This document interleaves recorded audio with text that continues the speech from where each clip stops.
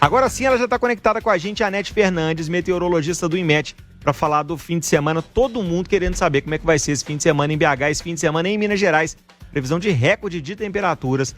A gente bateu aí o dia mais quente de setembro essa semana, desde 1910, se não me engano. É isso mesmo, né, João? Exatamente, quando a gente começou a fazer o registro das temperaturas. E foi o terceiro dia mais quente da história desde 1910 também, desde o início dos registros, viu, Raj? Tá aí a Anete Fernandes na ponta da linha para conversar com a gente. Anete, bem-vinda a 98 mais uma vez, bem-vinda ao Rock News. Fim de semana promete calorão, né? Sim, eu que agradeço estar com vocês novamente. Final de semana de calorão, sim, pelo menos no sábado. Além da onda de calor, né, que já vem atuando em cima do estado desde o último fim de semana, a aproximação de uma frente fria pelo litoral tende a intensificar ainda mais esse calor no sábado. Porque o sistema, quando ele avança, falando numa linguagem bem popular, é como se ele soprasse ainda mais o ar quente para cima da gente. Então, toda aproximação do sistema frontal, ou quando eu falo sistema frontal, estou falando de frente fria, tá? Ela não vai passar sobre o continente, ela está sobre o oceano, mas a aproximação dela, mesmo pelo oceano, faz com que tenha o que nós chamamos de advecção de ar quente, ou seja, ela sopra o ar quente para frente dela, intensificando ainda mais o calor. Por isso, a expectativa é que no sábado, aqui na capital, os termômetros cheguem novamente a 37, podendo até chegar a 38 graus.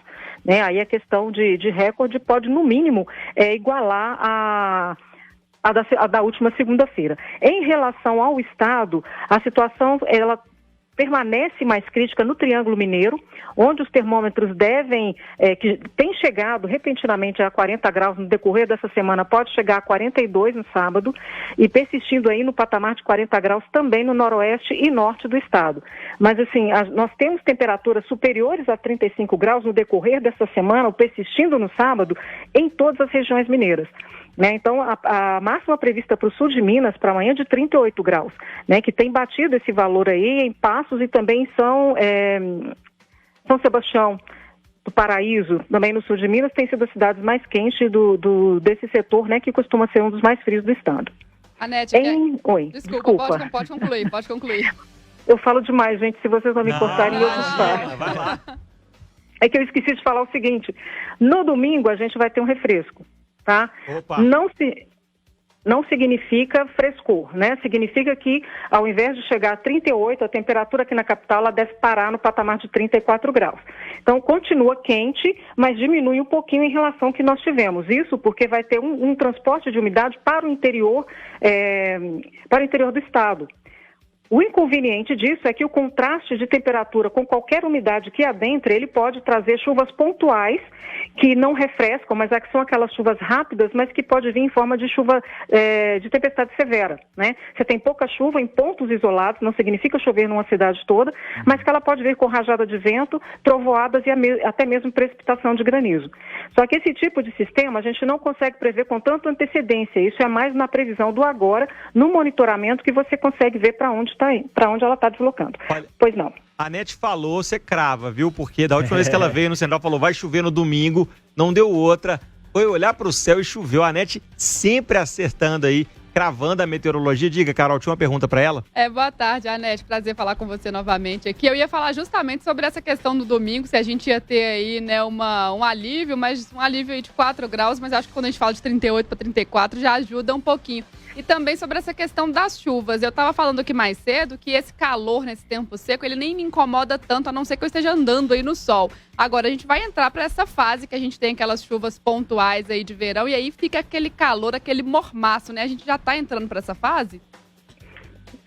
Por enquanto não, a gente está caminhando para ela, mas ainda não. Mas você falou uma coisa bem interessante, as pessoas elas confundem sensação térmica com índice térmico, tá? Quando a gente fala em sensação térmica, a gente está falando mais em relação ao frio, que é potencializado quando a gente tem vento. Quando a gente fala em calor acentuado quando se tem umidade no ar, isso chama índice térmico, que é esse desconforto que você mencionou. Tá? Então, nesses dias, as pessoas falam, a sensação térmica, não, você está sentindo o calor da temperatura real, porque a gente está com pouco vento, se tivesse vento, diminuiria o calor que a gente sente e a atmosfera está seca, então não potencializa essa questão do desconforto.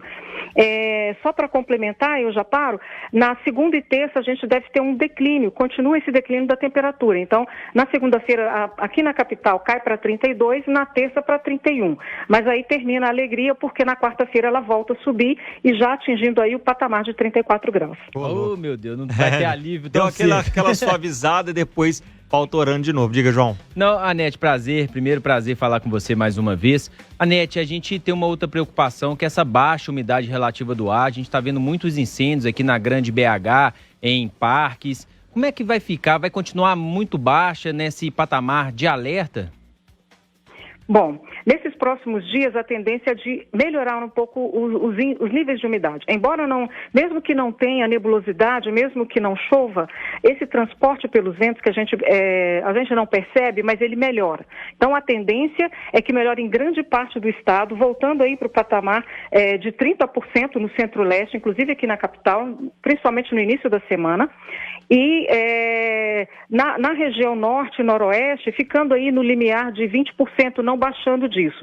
O problema é que não necessariamente esse refresco chega no Pontal do Triângulo.